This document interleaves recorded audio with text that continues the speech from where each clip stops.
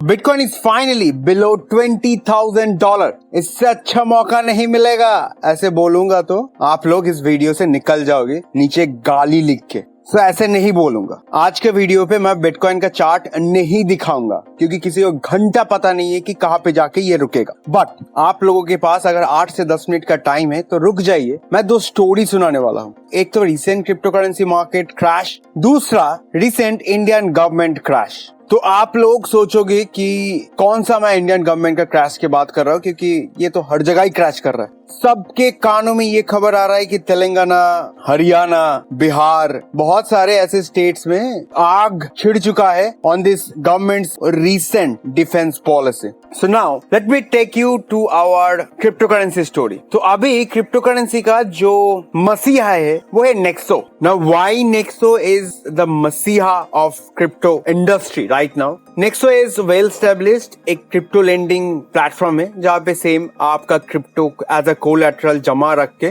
आप money borrow कर सकते हो। सो रिसेंटली नेक्सो का जो को फाउंडर है उसने क्रिप्टो का ये रिसेंट पैनिक क्रैश को 1907 का वर्ल्ड का फर्स्ट फाइनेंशियल क्रैश के साथ कंपेयर कर रहा है। सो लाइक 1907 में जब फर्स्ट फाइनेंशियल ये क्राइसिस हुआ था, जब फर्स्ट क्रैश हुआ था, तब हर एक बैंक बैंकरप्ट हो गया था। उस टाइम पे जेपी मॉर्गन फर्स्ट एक ऐसा बैंक था जब खुद का फंडिंग से मार्केट को सिक्योर किया था, मतलब खुद के जेब से पैसा डाल के, क्योंकि मार्केट का हर एक कॉर्नर लाल लाल हो गया था। So recently Nexo is trying to do the same thing, क्योंकि नेक्सो सेल्सियस को एक्वायर करना चाहता है। कुछ दिन पहले सेल्सियस के बारे में जो बोला था, जो 10 to 12 बिलियन डॉलर का एक फंड मैनेज करता है, वो सेल्सियस को नेक्सो एक्वायर करना चाहता है। साथ ही साथ 3AC और एक क्रिप्टो लेंडिंग फर्म है, उसको भी नेक्सो एक्वायर कर रहा है, क्योंकि ये सब प्लेटफॉर्म बैंकरप्सी का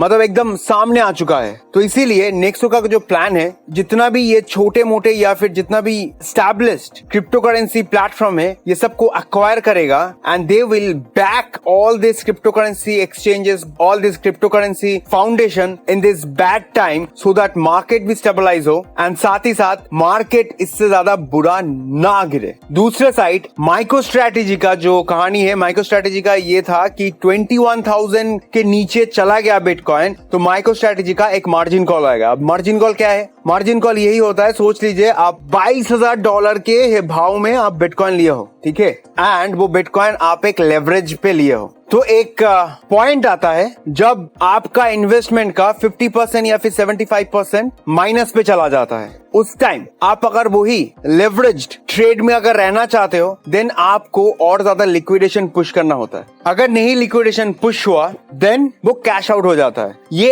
ऐप में जो होता है। लेकिन MicroStrategy के सिस्टम में जो 21,000 के नीचे अगर बिटकॉइन आ जाए तो एक मार्जिन कॉल आएगा, वो नहीं आया है अभी तक, क्योंकि सो फार 2 बिलियन के ऊपर लोन लिया है MicroStrategy ने, एंड उसका जो 1.7 बिलियन का लोन है वो अनसिक्योर्ड लोन है। मतलब उसने बस लोन लिया है, उसके अगेंस्ट कुछ रखा नहीं है। लेट मी टेल यू, उसके अगेंस्ट कुछ कोलैटरल नहीं है, एंड वो लोन लिया है 1.8% इंटरेस्ट रेट में। मिलेगा आपको? नहीं मिलेगा। मिलेगा मुझे? नहीं मिलेगा। एंड जो $500 मिलियन है वो लोन के अगेंस्ट बिटकॉइन बैक्ड है, मतलब हर एक बिटकॉइन का 25% वैल्यू के हिसाब से वो लोन है। तो उस बिटकॉइन का जब प्राइस एंड लोन का वैल्यू जब 50% आ जाएगा, मतलब सोच लीजिए कि बिटकॉइन का प्राइस और नीचे गिर गया एंड जो लोन एंड कोलैटरल वैल्यू है वो 25% से 50% आ जाएगा, तब शायद MicroStrategy को ये करना पड़ेगा कि MicroStrategy के पास और जो बिटकॉइन है उसको एज अ कोलैटरल जमा रखना पड़ेगा। तो ये सिस्टम के चलते MicroStrategy को अभी तक मार्जिन कॉल आया नहीं है। सो MicroStrategy अभी तक एक भी बिटकॉइन बेचा नहीं है, आगे का पता नहीं है। एंड जो एल साल्वाडोर का स्टोरी है वो गंदे सिचुएशन पे है,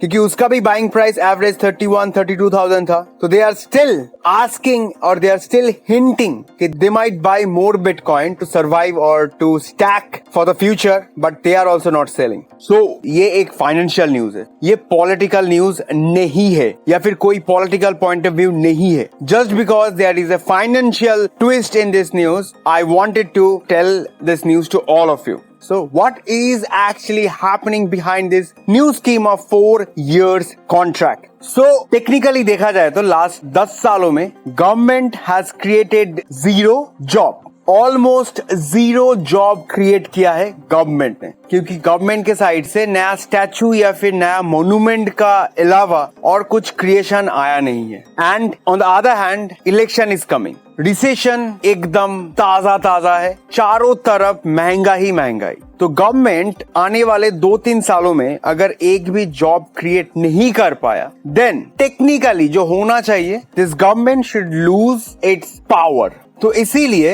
government is trying to create new job while hampering recent system. So now let me tell you 3 different countries story. First, China. आज से 40 साल पहले चाइना का 80% पॉपुलेशन एग्रीकल्चर में था, एंड कंपेयर टू 2022 चाइना का बस 30% पॉपुलेशन अभी एग्रीकल्चर है, and out of 80%, like 70% of them, they move to industrial. Industrial मतलब आपके घर में आप अगर एग्रीकल्चर करते हो खेतों पे, वो बेच के आप जितना ना कमाओगे, आप अगर कहीं पे कुछ बना रहे हो किसी कारखाने पे, वो बेच के आप ज्यादा रेवेन्यू कमाएंगे। साथ ही साथ इंडिया पे जो 60 to 65% पॉपुलेशन अभी भी एग्रीकल्चर है, उस पे 90% of them they don't have their own land, ये कहीं पे काम करता है। So government is trying to huge agriculture population to move to some industrial population, ताकि आप उधर काम भी करो। अगर 100 रुपया दिनों का मिल रहा है, उस पे 500 रुपया दिनों का मिलेगा, एंड आपका जो टाइम वैल्यू है,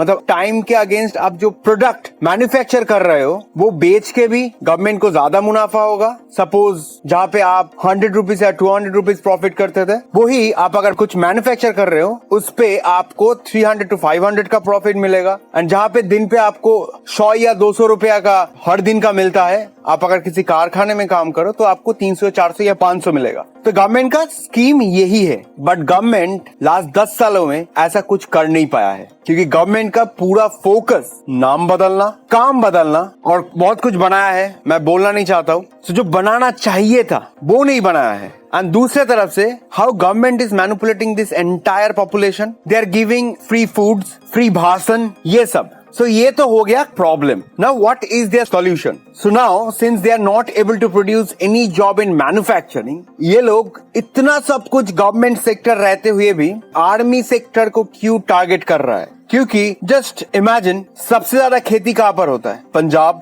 हरियाणा, तेलंगाना, बिहार, वेस्ट बंगाल पे भी होगा। ऐसा सुने हो 2-3 दिनों में कि मुंबई में बहुत दंगे फसाद हो रहा है ये आर्मी के बारे में, बैंगलोर पे बहुत ज्यादा दंगे फसाद हो रहा है ये आर्मी के प्रॉब्लम के बारे में, क्योंकि इधर आईटी जॉब्स, एक्टिंग, मॉडलिंग, ये सब ज्यादा है, तो ये लोग उतना ज्यादा आर्मी के जॉब के लिए ट्राई नहीं करता है। सो बाकी ये तेलंगाना स्टेट, फिर बिहार हो गया, पंजाब, हरियाणा, ये सब स्टेट्स में बहुत हेवी रिक्रूटमेंट होता है आर्मी के लिए। साथ ही साथ ये सब स्टेट्स में एग्रीकल्चर भी बहुत ज्यादा मात्रा में है। खेती करना पंजाब, हरियाणा, तेलंगाना स्टेट का एक रूट रेवेन्यू है। तो इसीलिए ये सब स्टेट में जो एग्रीकल्चर प्रोफेशन वाला है 60-70%, उन लोगों को कन्वर्ट करना चाहता है कि हर 4 साल में हर नए बच्चे को जॉब मिलेगा, and hence there will be job production, क्योंकि हर 4 साल में नया ओपनिंग होगा। तो यही था गवर्नमेंट का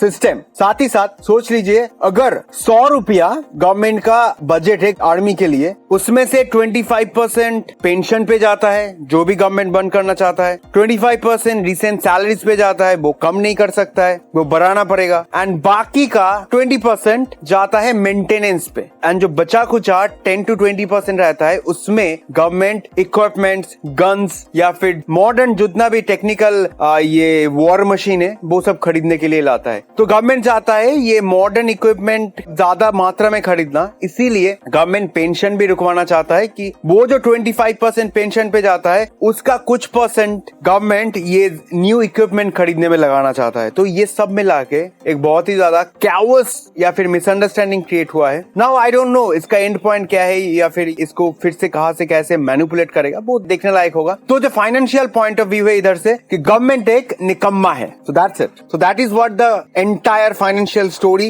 eight this stage. So that's it from my side. Thank you for listening to this story. बहुत जल्दी मिलते हैं नेक्स्ट अपडेट के साथ। Till then take care. Dev signing of.